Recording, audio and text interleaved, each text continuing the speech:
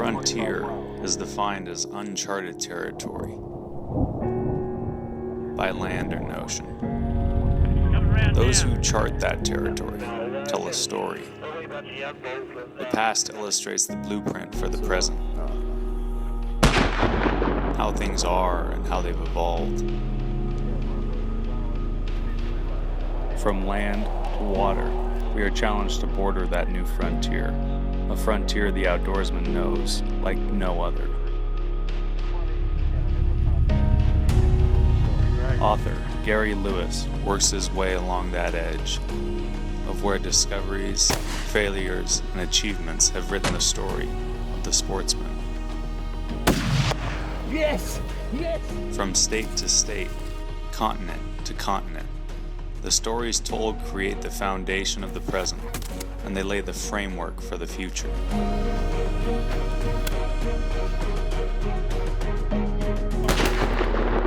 Through the muzzle fire and on the stone are stories from the edge. Water is the most important thing as far as Indians are concerned, 'cause that's life. The past is written, the present is here, and this is Frontier Unlimited.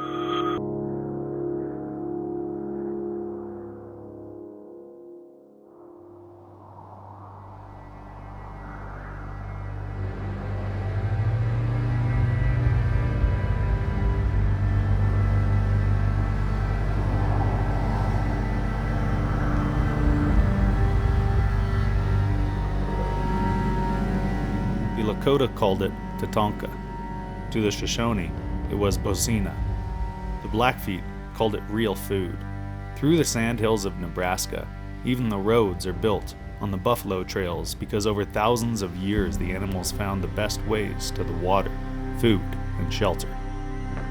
For the most part. We might get some solo bulls out there that we can get on ideally, that'd be great, but I mean, you got 200 sets of eyes and ears, and you've got, there's trees all through the river bottom, right?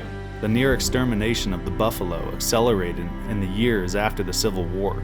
Settlement, railroads, market hunting, and disease coincided with military policy took its toll. The great northern herds seemed to vanish first.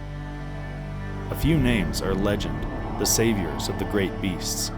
Samuel Walking Coyote, Charles Allard, Michael Pablo, Buffalo Jones, and Charles Goodnight, who founded small private herds from orphaned calves. By 1902, the Yellowstone herd was started with 18 bison.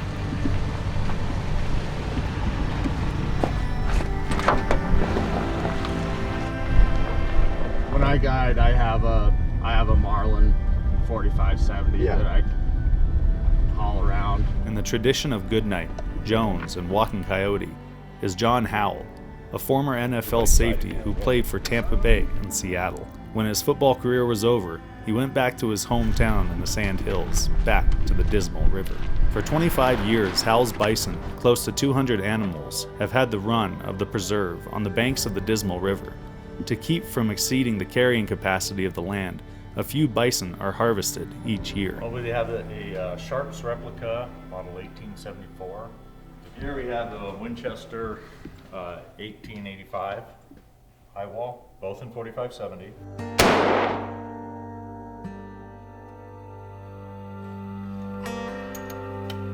Trey Ardis grew up in Oklahoma, spent 25 years in the Marine Corps. This veteran of 7 combat tours said his lifelong dream was to harvest a bison. When people want to go on a bison hunt, the question they ask themselves is, what gun am I going to take on that hunt? And so a lot of people answer that question with a 4570 because it's one of the traditional calibers in the Old West and out on the Buffalo Plains. Optics were in use for sure in the 1860s and the 1870s and the 1880s. And so this is a good representation of what a person would have liked to have had. Other people will answer that question of what to take on a bison hunt with bringing a 300 Winchester Magnum or a 30 Nosler or something along those lines. And Going hot. There's a lot of right answers to that question. This is just a good example of a gun you might bring along.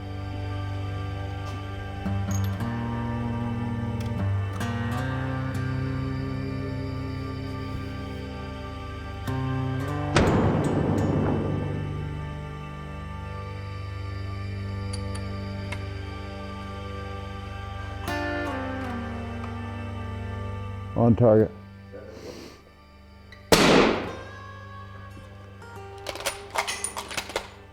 On the white silhouette. Yeah. Today, there are close to 500,000 bison on the hoof in the US and Canada. Herds in various states and provinces ensure the survivability of the species. Even today, a handful of men and women preserve bison on reservations, refuges, and ranches. This ranch that we're on is a family ranch. It dates back 5 generations. It's a 45,000 acre ranch. This buffalo herd's been here for, this herd specifically has been here for about 25 years now, self-sustaining. Everything in here is born and raised here. They're just as natural as can be, exist out here on their own, as they did 150 years ago.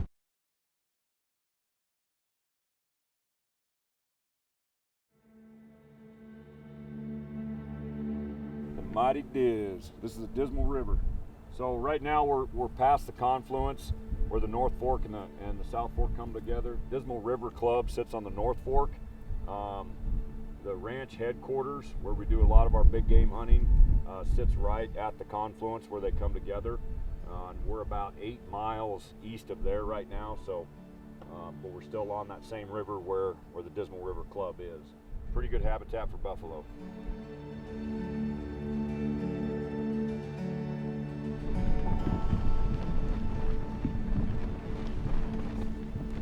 Well, it's just all women and children right there, but I guarantee you on the other side of that hill, there's probably a lot more this time of year where they're all bunched up together. So I think what we'll do is we're just gonna go ahead and get the vehicle out of sight, set for a second, get our gear gathered up, and then we're just gonna walk from here. No problem with the wind in our face today. It's Nebraska. It's where wind is born. Just in case it gets western. When they spotted the small group of animals, they parked their truck out of sight.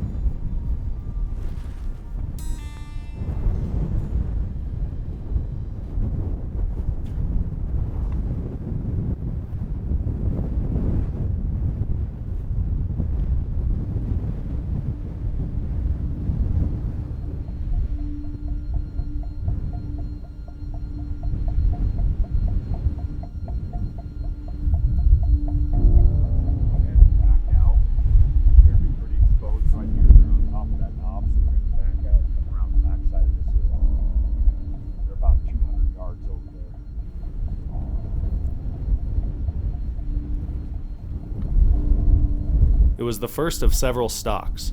Lewis's friend Tracy Wilson carried a bolt-action .33 Nosler and was looking to harvest a buffalo in the sandhills of Nebraska. I look at how the numbers used to be 60, 70 million and got down to less than 500 really over the length of only about 40 years.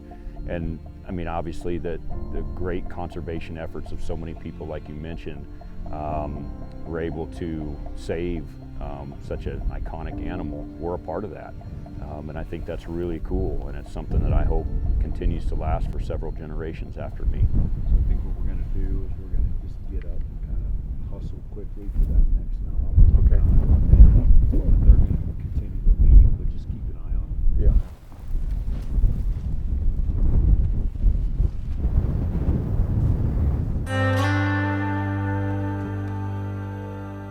There's cows and calves in this group. I sure thought there'd be more herd back behind them. It was a good play. Yep.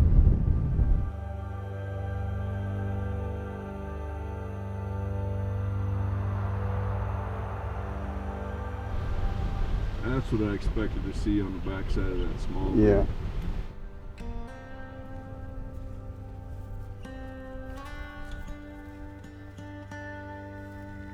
Just up high with the wind at their back. We're going to have to come in a little bit behind them. We're going to risk them getting our wind a little bit. They're going to see us any other direction we come in from. We're just going to swing here to the right just a little bit more, get in this valley, and then try to kind of hook left in that valley and come up on top of that left part of the herd.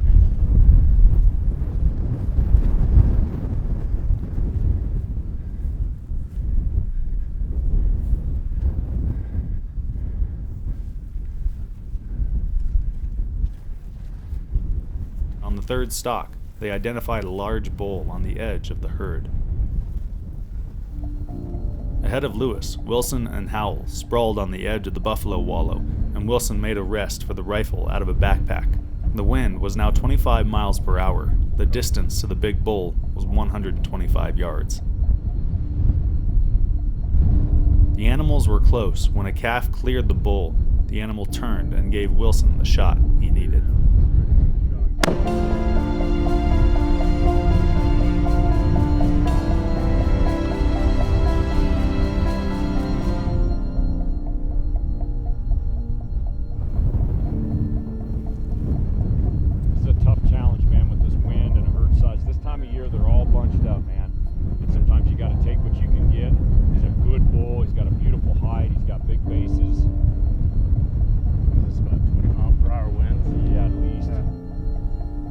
Buffalo pay their way on Howell's ranch.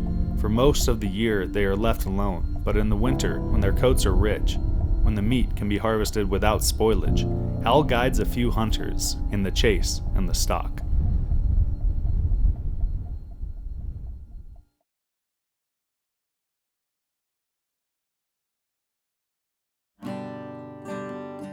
Real nice teepee. Yep. Right on. Wow. Nice job, man. I love guiding hunters. They know what they're doing. You only got to tell them once. They know which animal you're talking about. A herd of 200 head like that. Oh, it's so easy to make a mistake. 25-mile-an-hour wind. Yeah. You don't have a lot of time. Nice job, Tracy. Thank you. In February and March, the woolly down of the bison is at its longest. There is no finer robe. At once, a person marvels at the great store of meat, the uses of hide and the fiber, and on the hoof, its superior fitness for the plains. Way better.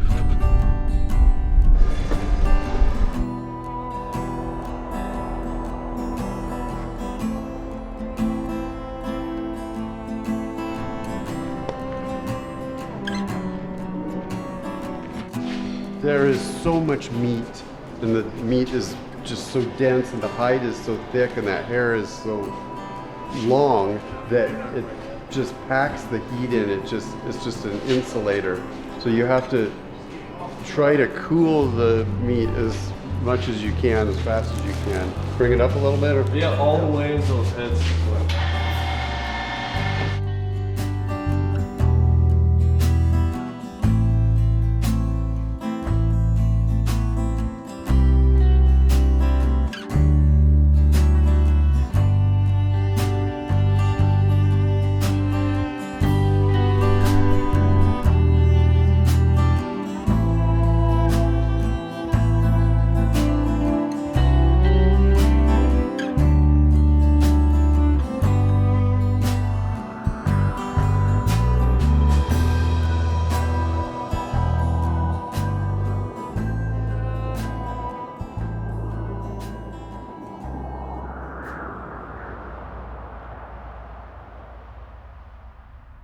I've known I was going to hunt buffalo all my life, actually. This is my first opportunity. I grew up in Oklahoma, and Oklahoma literally means land red in Choctaw, Oklahoma. And I used to do a lot of recreation with my family. My grandparents lived down in Buffalo Valley, near a place called Yanush. And Yanush is buffalo in Choctaw. And I always knew God had provide a way for me to be able to hunt buffalo eventually. It just never materialized till this hunt. Hunting buffalo is no different than anything else from as far as the element of surprise, right? Especially with a herd animal, even more so. And so now that we've spotted a good group, a good herd size, we're expecting there to be a good bull in there. On the next morning, they returned with a Choctaw warrior on his first bison hunt. They crossed the Dismal on a frosty morning, found a herd on the bench between groves of cedars. On their bellies, they slithered through the coarse grass and prickly pear on hands and knees, down into the shade of cedar.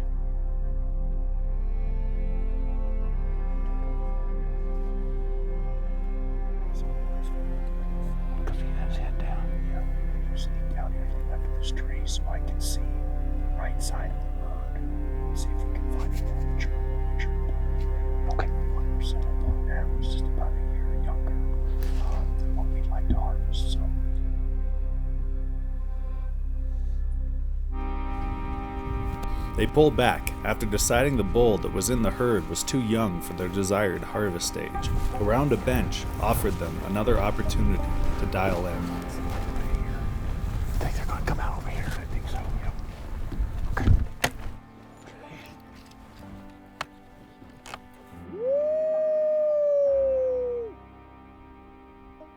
She's walking. She's got a good amount of distance in front of her and behind her. And one to the far left. Contact her and stay on her. Yep, stay on her. Okay, she's the fourth one from the left. Okay. That's it. That lead cow had enough. She had. Yep. She didn't quite know what to do. She wanted to go back over here. Yep.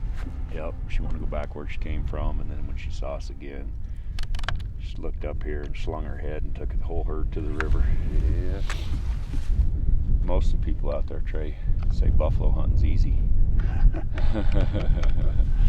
Yes, I do.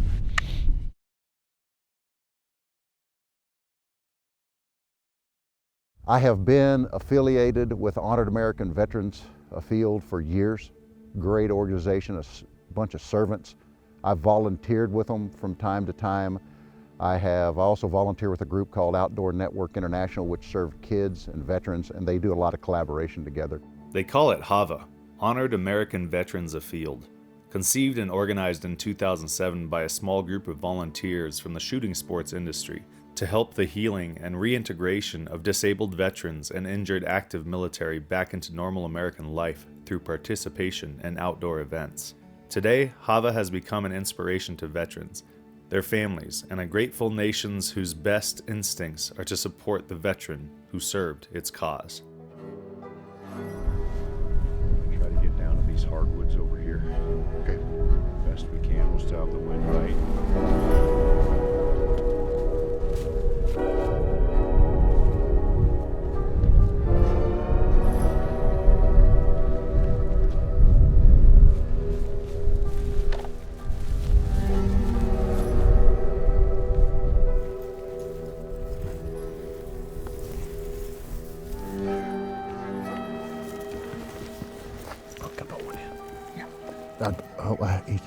I have a blonde one nearest to us.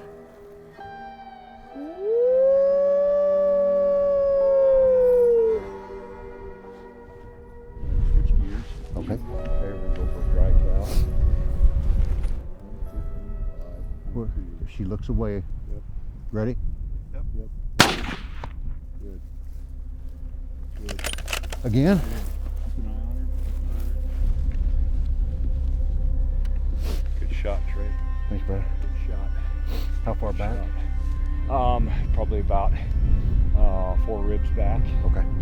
Good long hit. Roger. I think it's a high long, but I think it's good. Let's go ahead and sneak down here. She down? Praise the Lord. Yes. Nice job. Praise the Lord. Good job. Praise the Lord. Yes, sir. Yes, sir. Thanks, sir. Thank you. You see the rest of this herd sauntering off, you know? Yes. And it's almost like they'll saunter off and they'll look back, and it's almost like they know this is what they're here for. Yes. You know what I mean? Yes. Like their food, their shelter, their tools, they've been that way for hundreds and hundreds of years. Yes.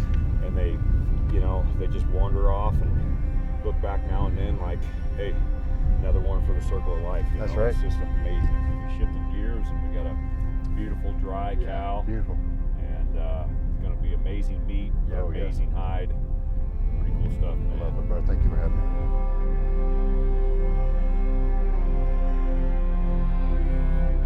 17 more of these hides would make a lodge. That's right. That's right. Knelt down in the sandy soil next to a bison before the good hard work begins, one cannot help but run fingers through the rich wool.